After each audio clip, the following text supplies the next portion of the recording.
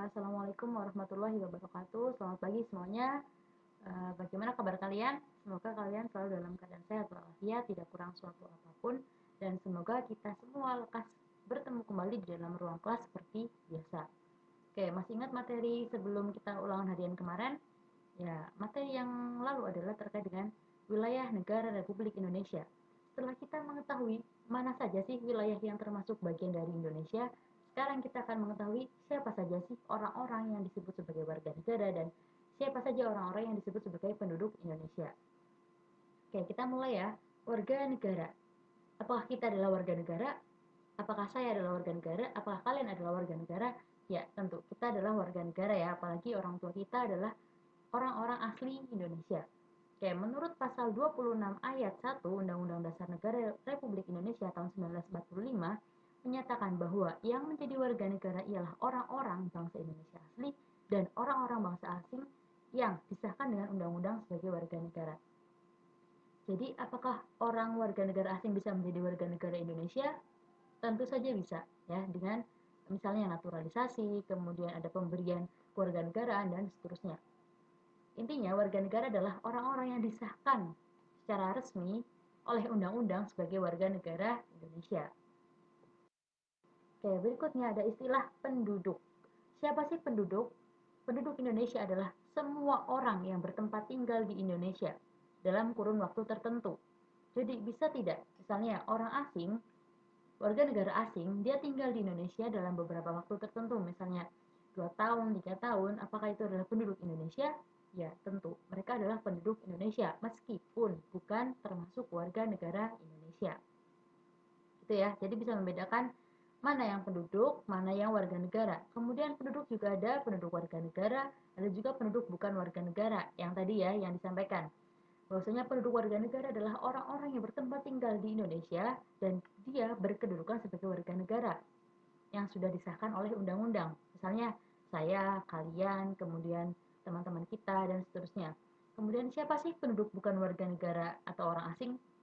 Ya, adalah mereka-mereka yang bukan warga negara Indonesia tapi mereka tinggal atau bermukim di Indonesia. Itu ya, bisa membedakan. Berikutnya adalah bukan penduduk. Ini ya tadi ya. Selanjutnya, asas-asas kewarganegaraan di Indonesia. Ya, asas kewarganegaraan di Indonesia. Ada dua, yaitu asas ius soli dan asas ius sanguinis. Mudahnya seperti ini, asas ius soli. Soli kan tanah ya. Jadi, penentuan status kewarganegaraan seseorang berdasarkan tempat kelahiran. Misalnya, orang yang warga negara X lahir di negara yang dia menganut asas ius soli, maka si anak tersebut yang dilahirkan di negara ius soli akan mendapatkan kewarganegaraan dari negara tempat dia lahir. Itu ya, ius soli. Nah, Indonesia juga menganut asas ius soli meskipun terbatas. Misalnya untuk orang-orang yang warga negara asing yang dia lahir di Indonesia, nah itu mempunyai asas ius soli, mendapatkan kewarganegaraannya kita tapi dengan ketentuan dan syarat tertentu. Berikutnya adalah ius sanguinis. Sanguinis adalah berdasarkan keturunan atau kelahiran, ya, keturunan darah dari orang tua. Misalnya Indonesia. Indonesia kita menganut asas ius soli juga, ius sanguinis juga. Misalnya kita orang Indonesia, kemudian kita kuliah di luar negeri, kemudian kita punya anak di sana. Nah, anak kita di sana tetap diakui sebagai warga negara Indonesia. Karena apa? Karena orang tuanya berasal dari negara Indonesia. Jadi selain kita menganut asas ius soli, kita juga menganut asas ius sanguinis. Gitu ya. Semoga mudah dipahami. Kemudian berikutnya permasalahan kewarganegaraan. Ada yang namanya apatrid, ada yang namanya bipatrid. Kalau apatrid berarti A itu tanpa ya, tanpa seseorang dengan tidak memiliki kewarganegaraan sama sekali. Ya, seseorang dengan tidak memiliki kewarganegaraan sama sekali. Kemudian yang berikutnya adalah bipatrid. B berarti dua ya, seseorang yang memperoleh dua kewarganegaraan atau dia punya dua kewarganegaraan sekaligus. Gitu. Kemudian berikutnya adalah cara seseorang mendapatkan atau menentukan kewarganegaraannya. Yang pertama melalui kelahiran. Tadi ada dua ya, ada ius soli, ada ius sanguinis. Kemudian kewarganegaraan. Ada yang namanya naturalisasi biasa dan ada yang namanya naturalisasi istimewa. Apa sih naturalisasi biasa? Naturalisasi yang eh, apa namanya? Diinginkan oleh seseorang untuk dia bisa berpindah kewarganegaraan menjadi kewarganegaraan X, Y, dan seterusnya.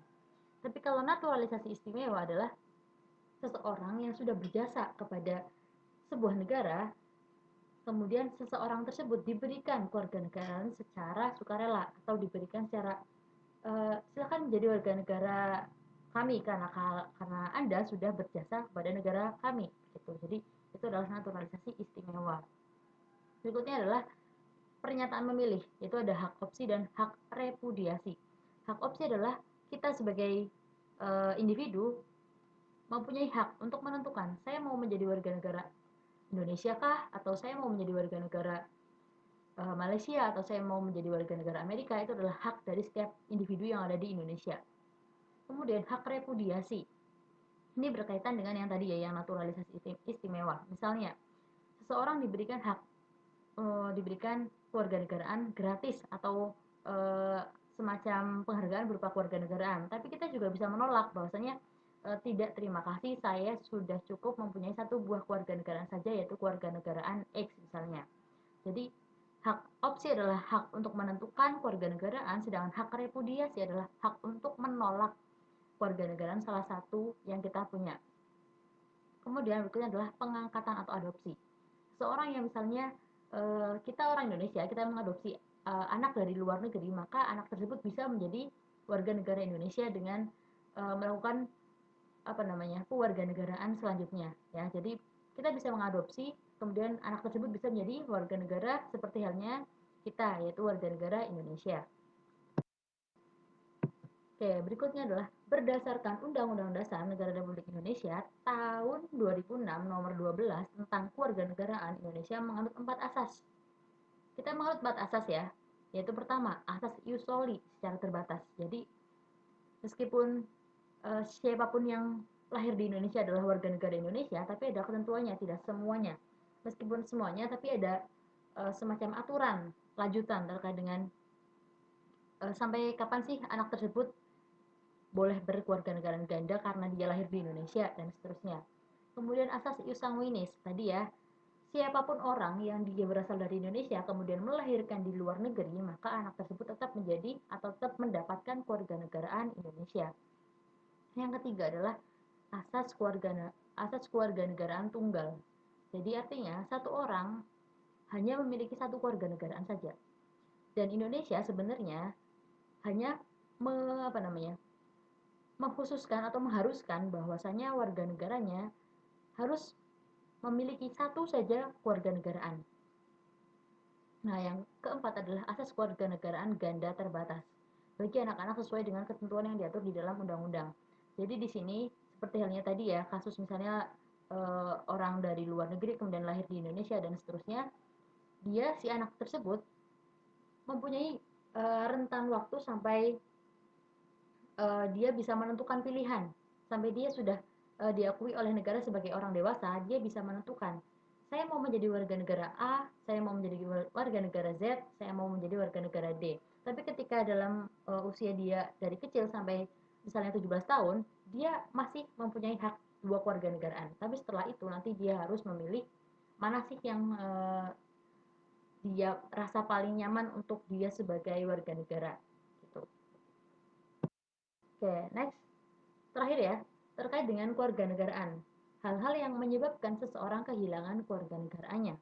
Yang pertama adalah menerima kewarganegaraan lain atas kemauannya sendiri. Kemudian yang kedua, tidak menolak atau tidak melepaskan kewarganegaraan lain sedangkan orang yang bersangkutan mendapat kesempatan untuk itu. Yang berikutnya, dinyatakan hilang kewarganegaraannya oleh presiden atas permasalahannya sendiri dan yang bersangkutan telah berusia 18 tahun atau sudah menikah, bertempat tinggal di luar negeri atau sudah menikah bertempat tinggal di luar negeri. Itu ya, jadi yang menyebabkan seseorang hilang kewarganegaraan Indonesianya itu karena apa sih? Nah, karena hal-hal berikut ini. Berikutnya adalah masuk dinas tentara asing tanpa izin terlebih dahulu dari presiden atau dari pemerintah Indonesia. Kemudian masuk dinas negara asing secara sukarela. itu jelas ya sangat tidak nasionalis ya, karena dia sukarela masuk ke dinas kenegaraan lain dengan tidak melakukan perizinan dan seterusnya. Berikutnya adalah mengangkat sumpah dan menyatakan janji setia kepada negara asing secara sukarela. Nah, kalau ini jelas banget ya, dia lebih memilih untuk menjadi warga negara asing ketimbang menjadi warga negara Indonesia. Maka otomatis warga negara Indonesianya dia harus hilang, apalagi bagi orang-orang yang sudah berusia di atas 18 tahun tadi ya, yang sudah berhak untuk menentukan dia mau menjadi warga negara mana sih. Berikutnya adalah mengikuti pemilihan tata negaraan negara asing. Jadi dia ikut pemilu di luar sana ya, di negara lain bukan di Indonesia. Nah, itu sudah mencirikan bahwasanya dia sudah mau menjadi warga negara asing dan bukan lagi menjadi warga negara Indonesia. Berikutnya, mempunyai paspor atau tanda kewarganegaraan negara dari negara asing. Kalau kita kan paspor dari negara kita sendiri ya yang membuat ya, misalnya kita mau ke luar negeri, maka kita dibuatkan oleh negara kita. Nah, tapi ketika kita mendapatkan dari negara lain dan kita menerima dan kita sukarela melaksanakannya, maka ya kita harus ikhlas bahwasanya kewarganegaraan kita Indonesia bisa saja dicabut kapanpun ketika kita teridentifikasi mempunyai 2 paspor. Begitu, kemudian yang terakhir, meninggalkan wilayah Indonesia selama 5 tahun berturut-turut bukan karena dinas negara, tanpa alasan yang sah, dan tanpa pernyataan ingin menjadi warga negara Indonesia. Jadi secara otomatis ya, ketika dia pergi dari Indonesia selama 5 tahun tanpa adanya perizinan, kemudian seperti orang yang hilang gitulah ya, itu sudah dianggap sebagai bukan warga negara Indonesia. Begitu.